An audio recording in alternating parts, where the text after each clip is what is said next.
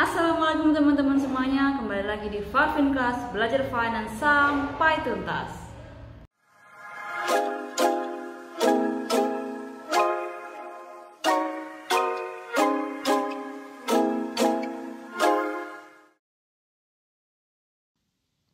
Kali ini kita akan belajar mengenai valuasi obligasi. Nah, apa itu valuasi obligasi? Kita lihat ilustrasi sebagai berikut. Di sini kita melihat ada dua orang wanita yang membawa satu produk yang katakanlah ini adalah produk identik ya, sama gitu ya. Sama-sama bawa baju, tapi yang satu mengatakan ini murah, yang satu mengatakan ini mahal. Kemudian pertanyaan yang muncul adalah, ini mahal atau murah ya? Beli harga segini worth gak ya? Gitu. Nah, untuk bisa menjawab pertanyaan ini, maka kita harus melakukan penilaian terhadap harga wajar suatu produk. Nah, itulah yang disebut dengan valuasi. Ya. Jadi, valuasi adalah kita menilai suatu produk apakah harganya wajar atau tidak. Kemudian valuasi obligasi berarti kita menilai suatu obligasi apakah obligasi tersebut harganya pada harga yang wajar atau tidak, mahal atau murah, atau harganya wajar. Nah, begitu. Kemudian ini adalah yang akan kita bahas. Yang pertama kita akan membahas valuasi obligasi berdasarkan aliran kas. Nah, valuasi obligasi berdasarkan aliran kas dibagi menjadi dua, yaitu bunga yang dibayarkan per tahun atau 1 tahun sekali, dan bunga yang dibayarkan per semester atau 1 tahun 2 kali. Kemudian kita juga akan membahas yield to maturity, yield to call, dan yield. Tetapi 3 materi terakhir ini akan saya bahas di next video, nanti linknya saya sertakan di description box. So, tonton juga ya video yang ini. Nah, ini adalah skema aliran kas dari obligasi. Nah, sebelum teman-teman masuk ke sini, teman-teman pastikan dulu bahwa teman-teman telah memahami apa yang disebut dengan obligasi dan kemudian aliran kas apa saja yang ada dalam obligasi. Masih ingat kan? Oke, kalau masih ingat, kita langsung aja ya. Jadi, di sini saya akan menjelaskan ini adalah timeline dari aliran kas obligasi. Pada tahun pertama, kedua, ketiga, keempat, seorang investor yang memegang obligasi, dia akan mendapatkan coupon rate atau bunga ya. Maka aliran kasnya pada tahun pertama, kedua, ketiga, keempat adalah bunga. Kemudian pada tahun terakhir atau saat jatuh tempo, mengapa ini dolarnya lebih besar dari yang lain? Karena selain investor mendapatkan bunga, investor juga akan mendapatkan pokok dari yang dia pinjamkan kepada perusahaan. Ya.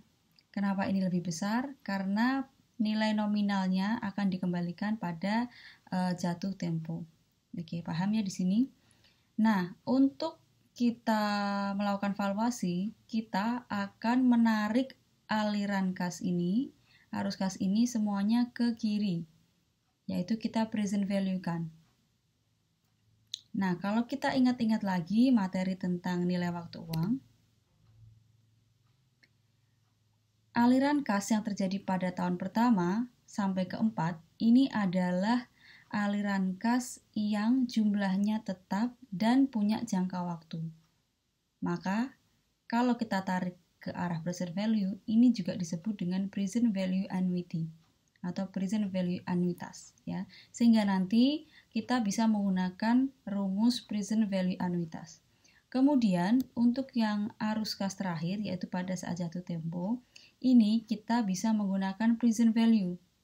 Karena hanya satu kali, kemudian kita tarik ke arah kiri, maka disebut dengan present value. Oke, paham ya?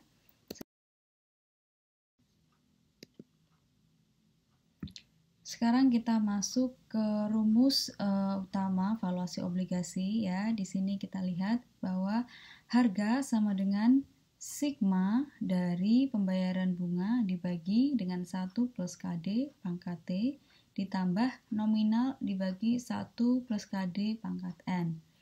Nah, teman-teman jangan bingung, jangan mundur dulu melihat rumus yang belibet ini ya. Kita akan jelaskan satu persatu.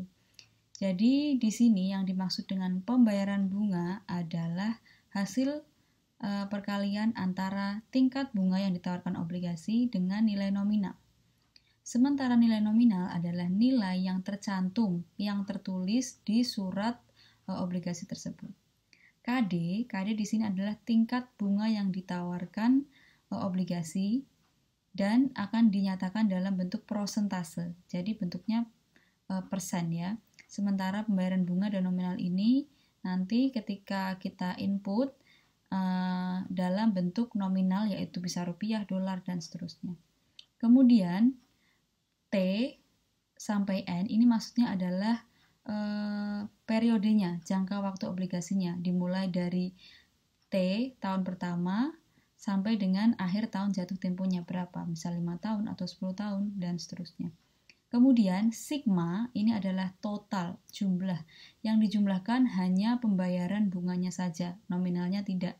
Kenapa? Karena sebagaimana kita lihat di skema tadi, yang merupakan serangkaian pembayaran atau penerimaan adalah bunga saja, nominal hanya terjadi pada akhir jatuh tempo. Sementara bunga tadi bersifat berkala ya, anuitas. Oleh karena itu harus ditotalkan, harus disigmakan. Oke. Nah, kita ingat yang pembayaran bunga ini adalah aplikasi atau penerapan dari anuitas, sementara yang nominal ini adalah present value biasa.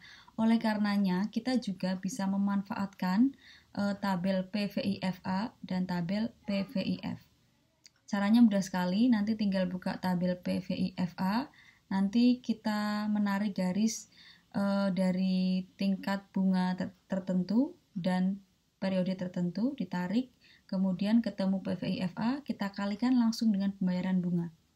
Kemudian untuk yang nominal, kita juga tinggal mencari di tabel PVIF ya, tingkat bunga tertentu pada tahun tertentu, kemudian ketemu PVIF-nya, kita kalikan dengan nominal. Nanti baru dijumlahkan. Oke. Sekarang kita coba latihan soal dulu ya. Ini Budiana ditawari obligasi oleh temannya. Obligasi itu nominalnya adalah 1 juta. Jadi nominal 1 juta ini tertulis di kertas surat obligasi ini ya. Kupon bunganya 20%.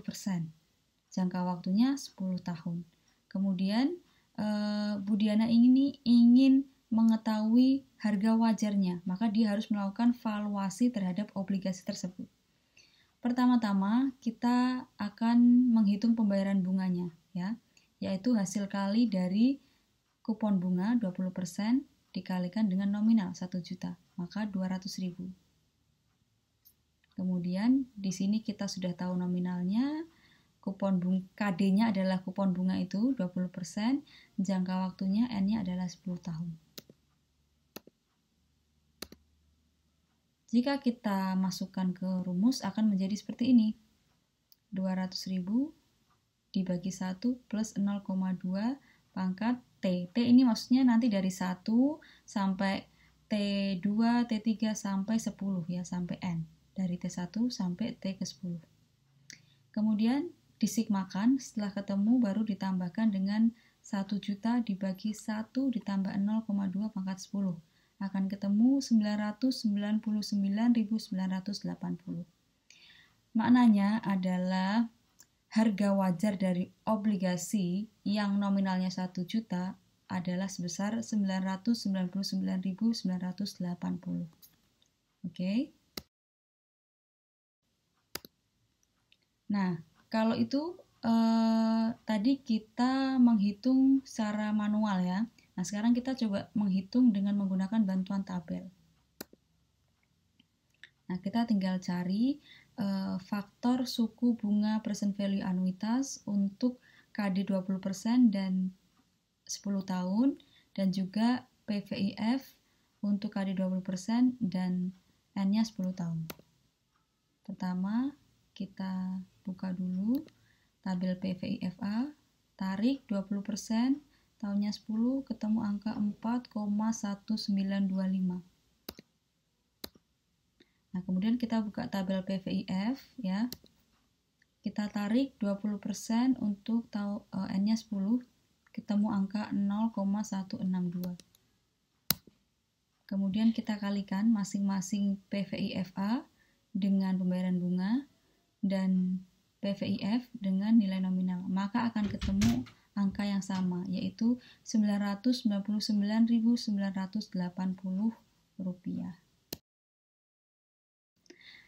Nah, itu kalau obligasi membayarkan bunga 1 tahun sekali.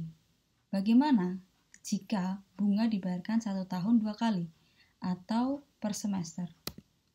Perhatikan baik-baik rumus dasar ini. Apa yang berubah dari rumus dasar ini jika bunganya itu dibayarkan 2 kali dalam 1 tahun? Setiap N dan T akan dikalikan dengan 2. Setiap KD akan dibagi dengan 2. Dan pembayaran bunga pun akan dibagi dengan 2. Kenapa ini bisa terjadi? Karena saya berikan contoh tadi ya, misalkan jangka waktu obligasi adalah 10 tahun. Maka jika bunga dibayarkan 1 tahun 2 kali, frekuensi pembayaran bunga menjadi 10 tahun dikalikan 2 kali dalam 1 tahun. Maka frekuensinya menjadi 20 kali. Ya, oleh karenanya N dan T yang menunjukkan waktu ini harus dikalikan dengan 2. Sementara tingkat bunganya dan pembayaran bunganya pun harus dibagi menjadi 2. Misalkan tadi bunganya adalah 20%, maka setiap pembayaran bunga harus dibagi menjadi 2. Ya. Kalau nggak dibagi jadi 2 nanti bangkrut ya perusahaannya. Oke, sekarang kita masuk ke contoh soal. Masih dengan kasus Ibu Diana tadi ya. Kita bandingkan. Nah, pembayaran bunganya ada perubahan. Tadi 200.000 dibagi menjadi 2 menjadi 100.000. Oke. Kemudian T mulai dari 1, N-nya 10 tahun dikali 2 jadi 20 tahun. Begitu juga dengan T di sini, jadi 20 tahun. Artinya nanti jika kita menjumlahkan, mensigmakan, berarti kita harus ngitung 1 plus 0,1 pangkat 1, pangkat 2, pangkat 3, sampai pangkat 20. Ya. Nah, kemudian begitu juga dengan yang N di sini, 20. Dan jangan lupa KD-nya juga, tadi kan 0,2 atau 20% dibagi. Nah, gimana? Mudah kan belajar finance? Kuncinya tuh cuma 1. Kalau kamu mau